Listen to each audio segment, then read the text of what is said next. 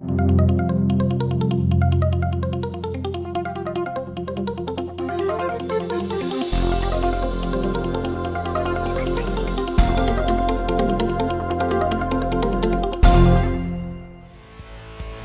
your dancing shoes. Time for another Let's Dance event at the Jerry Frank Salem Rotary Amphitheater.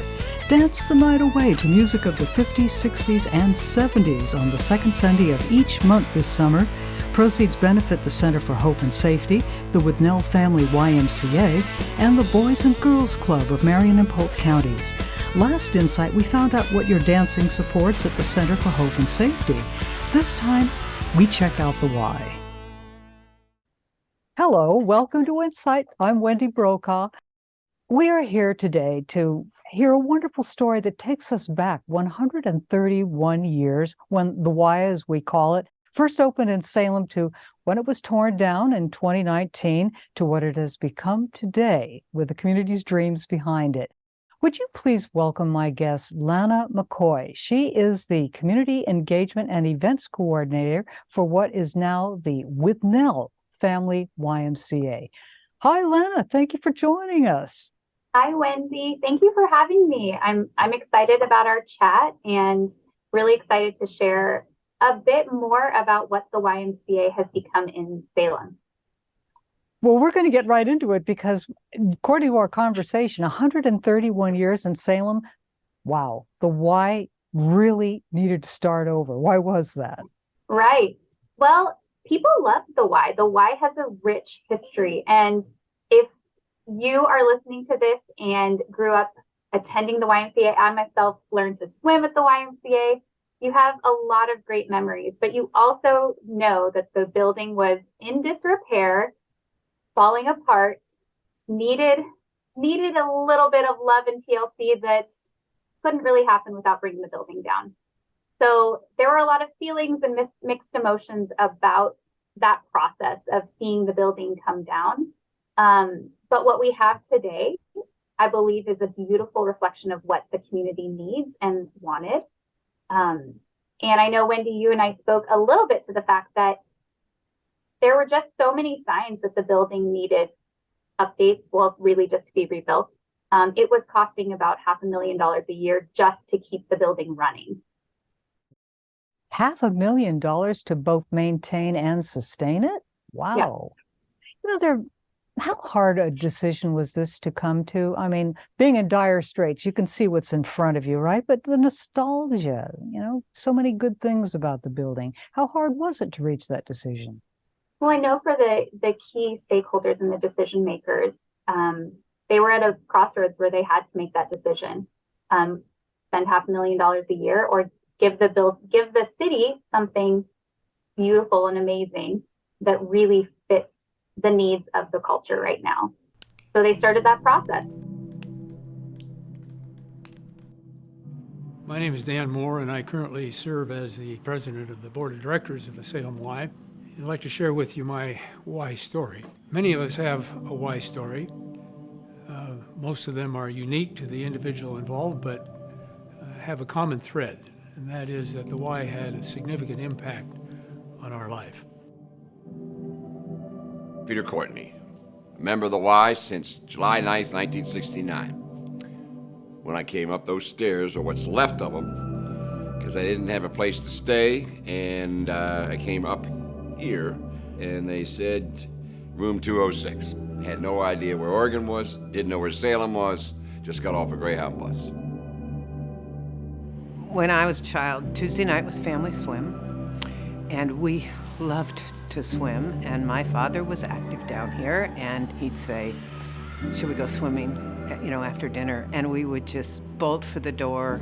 We'd pile into a station wagon.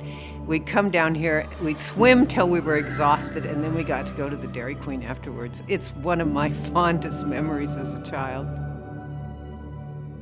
There is a little bit of nostalgia coming in with my young daughter and dropping her off to ballet classes, or dropping off my son Elijah into one of their after-school programs, or picking them up. So I think for anybody that walks into this building, there's some sort of memory that brings back. The teen coordinator asked me to coach a K-2 basketball team. Me and my friend Max, we spent the summer teaching 5 through 7-year-olds how to play basketball, but learning how to coach a team, how to inspire people younger than us. That was a huge pivotal moment in my life, because that is what kind of gave me courage and sense of community and self-worth. One of the things that I loved about growing up at the Y was the treasure trove of books that they had for me. They used to have a loft, and I think it was on the second floor of the building. You had to climb up this little ladder, and up in that loft space was just a row of books. Reading and writing were my passions, and I loved to write short stories. I loved to take myself on my own little adventures. And every time I went back to the Y, I had my books. I had my sources of inspiration for developing my own creative expression. I went through high school working for the YMCA in different positions. So I got my physical education training certification, eventually became the physical director. So what more I can tell you? The Y was my second home. I grew up in the Y. My dad was the CEO of the Y, so I spent countless hours here in this building. We had high school dances here. My South Salem High School graduating class had our all-night graduation party here in this gym. So the Y is very much a part of my blood. It's timeless. It's downtown, it's central, and it's like the heart of this community. My son is 11 years old, my daughter's 8 years old. We are building something for them, their friends, and eventually their kids. What excites me most about the new YMCA is what the YMCA gives back to Salem. And it's a milestone in who we are. It'll be sad to see the old building go. I think the YMCA, it's not about the building, it's about the community that's inside the building. The Y knows that we are an international city. The Y gets the fact that we have 90 languages spoken in our schools, that we have people who come here from all over the world who are looking for a community to be a part of. I hope that Salemites and Mid-Valley people one day brag about the fact our Y is still in the heart of our city. And I hope that when you look at who hopefully will continue to come up those stairs, whether they're new or old, every ethnic group, every religion. The Y is so different than any other athletic centers. You know, we look at the total person. We want to be sure that this young person become a leader and be able to engage in activities that will help him for the future, mentally and spiritually and physically. So it was in a hard place, and Tim Sinatra, your turnaround CEO, has a huge vision for what it could become, and instead of floundering, really thrive. Right. So mid-new build, the building's down, the YMCA decided to hire Tim Sinatra. So they brought him in, series of interviews, all of the things. And now that we are here, he's 2 years into this turnaround with the YMCA. I can say as an employee that they made a marvelous decision bringing him in. He has a huge vision for what the Y can be and should be for the community. It should be a place for all. And when he first came, took the team through a process of creating this program service model. It basically is that we have these 5 core areas of this community-based approach, this person-centered approach. And we really want to support everybody through their entire lives. We like to say we're with you for life. So we focus on early childhood development, the youth development and asset building, adult and family strengthening, aging together, and then that community centering. Would you say that again, please? That was interesting. The watchwords. Yeah, it's the stability, health, and well-being for all. And around that goes your vision and your new work. And your path forward. Right. And we believe that if we are thinking through that in every decision that we make, we'll be okay. So where are you now with fundraising? So I want to take a bit of time right here just to say a big thank you to this community, to Salem, to some of the key stakeholders, to our cheerleaders, to those champions who really believed in what the YMCA has been and what it could be going forward.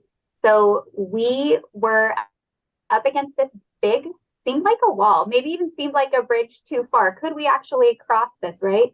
Is it realistic to think that we could build a building like this in Salem and that the fundraising could come into place? And I want to thank one of our biggest cheerleaders in the Senate, Senator Peter Courtney, who has since retired, who is the longest serving legislator in Oregon's history.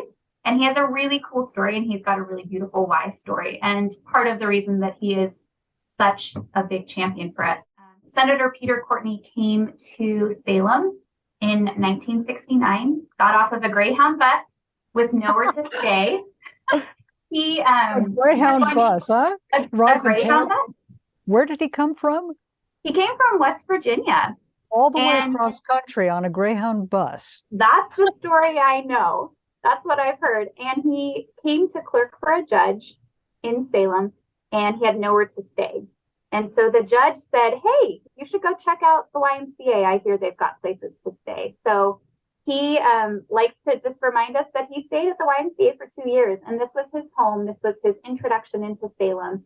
And he's since stayed and made a huge mark on this city. He loves this city. And so when the campaign came around to start raising money for this building, Senator Peter Courtney just really advocated for us, and a lot of the funding came through avenues because of him. So, well, Peter Courtney was such a key advocate for this whole entire project. Imagine coming here in July, what was it, July 9th, 1969? 1969, yeah. Unbelievable. And you're celebrating him for what he's done. Tell us about that. Yeah. Another thing that we are also really excited about is that next door to us, we are building a veterans housing unit. So I don't know that a lot of Salem knows that that is what's going up next to us. And that facility will be called Courtney Place, Veterans Housing, in honor of Senator Peter Courtney. And that housing unit will house veterans. And something that's really great about that is that all the veterans that are living there will have full access to the YMCA. So it's just across the street. They have all of the amenities, all of the classes. We have really great evidence-based classes. So a lot of classes that focus on getting back your flexibility and strength. And we even have a Pedaling for Parkinson's program. We've got some really great programs that work with our aging population. So they'll have access to all of that, access to our seminars. Like we are running a really great retirement seminar and setting that up, setting people up for success for that. So they'll have access to everything that's happening in the building as part of their rent. Is this temporary housing, or is it something that they can stay longer or as long as they wish? They can stay as long as they wish. Yeah. And Peter Courtney made that happen? Yeah, a lot of his advocacy is what got us that funding to help with that. So we are very close to closing out our campaign, which is just such an incredible thing because we don't have a huge mountain of debt. We are able to serve our community in really, really creative ways. And so now all of our fundraising efforts, anything that's donated and the fundraising that we do in our team can go to offset the scholarships that we give. So Wendy, this is one of my favorite things about the YMCA. We have, I just looked at the numbers, 62% of our member base are on some sort of income-based membership. So we have a sliding scale for membership, and we don't want income to be a barrier. We don't want that to be a barrier to families who need what the YMCA has. So whatever families can pay, that's what they pay. And I don't think a lot of people know that. When you see this big, beautiful building, you might think like, oh, this is not for me, but this is for you. You know, this is a place for everybody. And so now donations and a lot of our fundraising efforts are able to go to offset that so that we can keep offering that to the community. Tell us the story about how the building got its new name. Absolutely, yes.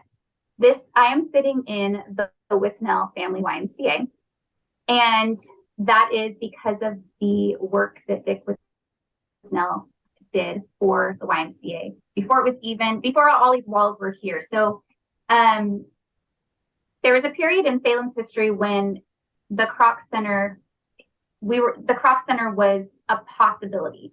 And there were those grants that were out there, and Dick Withnell said to the YMCA staff at that point, I really think that we need to hold off on our fundraising efforts and the capital campaign efforts to allow the Kroc Center to move forward, because I don't think that we can take both at the same time, you know, have both of them moving forward. But he promised the YMCA that when the time was right, that he would lead the charge for the capital campaign. And he made good on his promise and really led the charge in fundraising and getting us to the point where we are close to closing out that capital campaign. So that is why, you know, the building is named in his honor. And he's another big community champion for us. And we're really grateful for everything that he's done for the Y, and for all the families that will be impacted here. You also give huge credit to the Y's vision and direction to Tim Sinatra. Why is that? Absolutely. He's got an amazing vision, but I think what Tim sees is that he sees every person. He does a really good job of just seeing people where they're at, having that person-centered approach in everything that he does. I often see him walking the wellness floor and just talking to people and just getting to know them and their stories. And he does the same thing for the team as well. And it's a great place to be. It's a great place to work. It's a great place to be a member.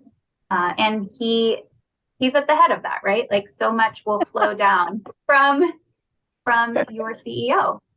We're really grateful and blessed to have him with us. You have a wonderful story that exemplifies that.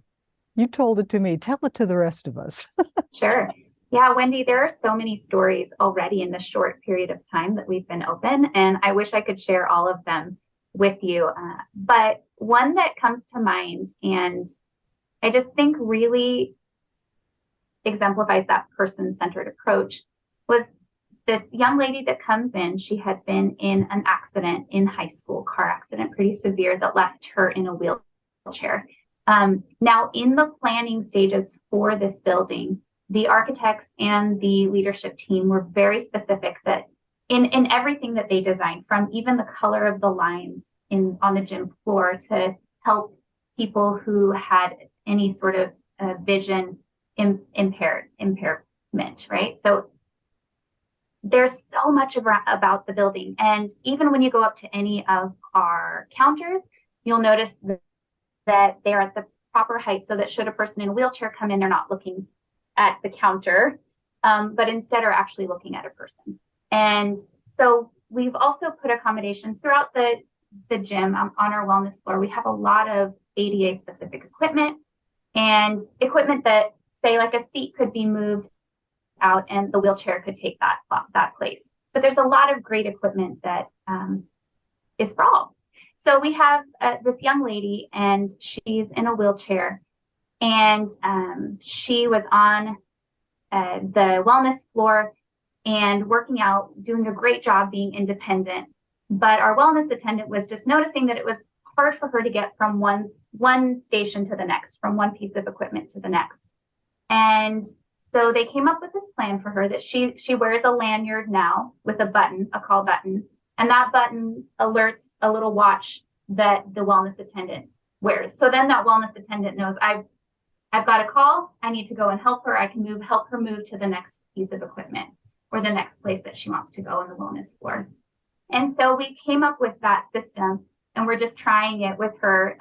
But we hope that we'll be able to offer it to other people who are in that situation as well. But I just think that that's a really great person-centered approach, right? To seeing people where they're at and seeing that she's working on her independence, right? And she really wants to get back to wellness and health.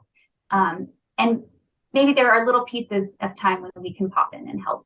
But that's one of my favorite stories that's come out recently that I've gotten to just experience and see firsthand. I love it. And what is this? And what is this telling you that people in our community need? What I have seen since we've opened is this need for more connection, to be seen, just for someone to see you and to know that you're there. We've gone through, I mean, let's be honest, the last few years have been really hard and heavy for everyone. Even if we say, okay, that's not going to affect me at all, it impacted all of us.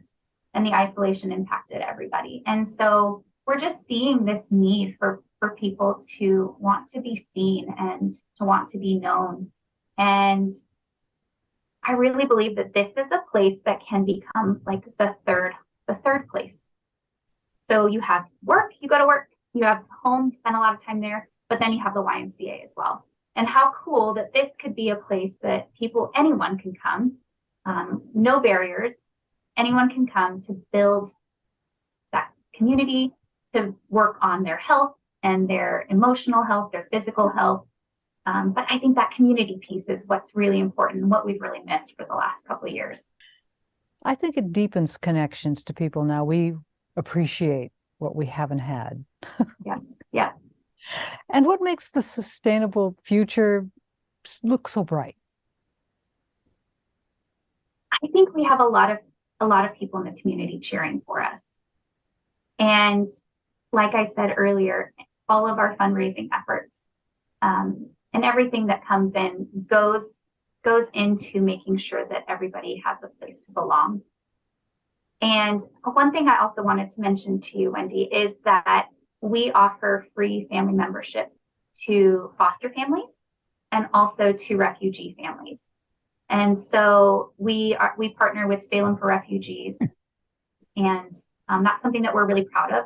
But all of that is, of course, offset then by our fundraising efforts. And everyone's generous gifts and donations make that possible. How do you think the Y's mission has changed over the last 131 years? That is a big question. Well, the YMCA, when it started, was the Young Men's Christian Association, right? So it was a place for men.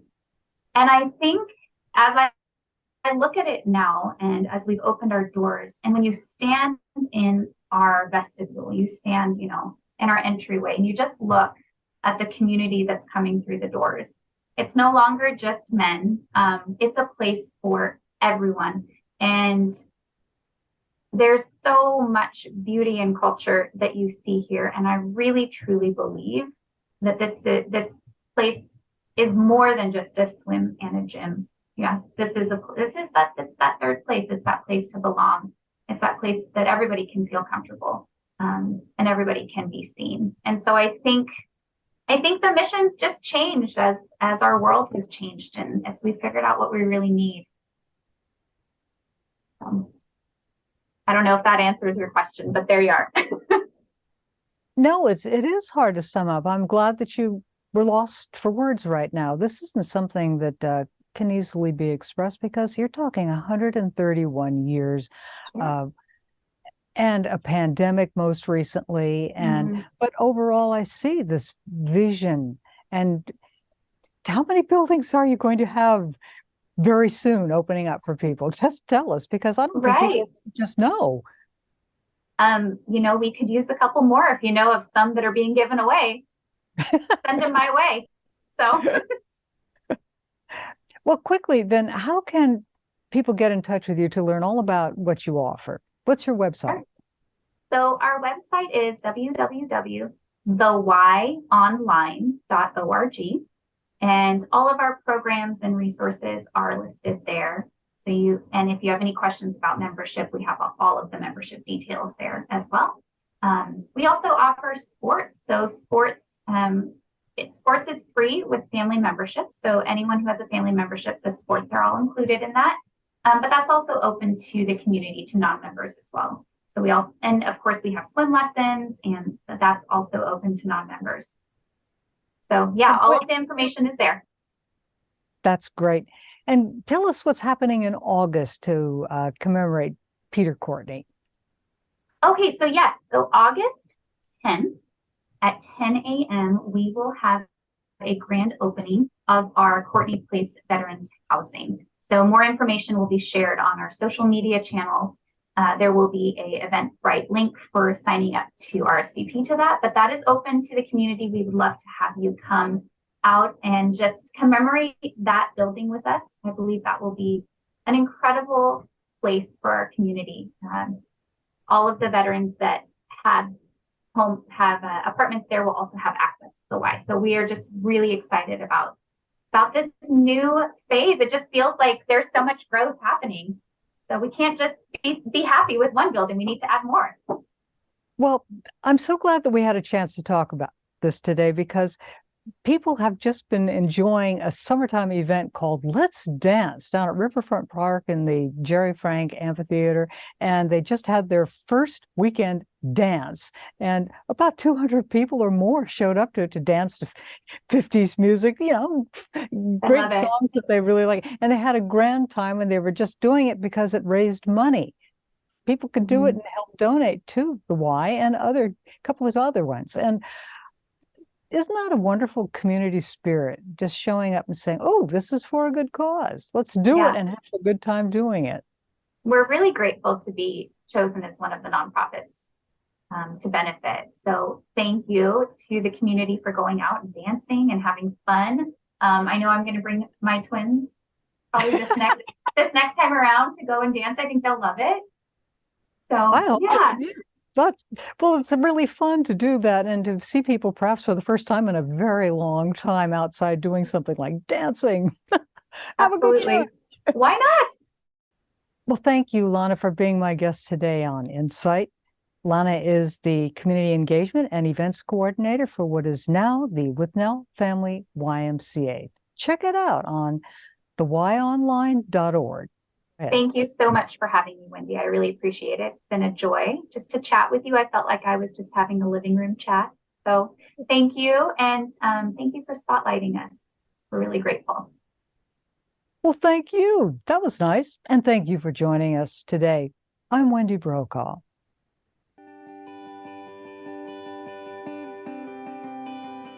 I'm here.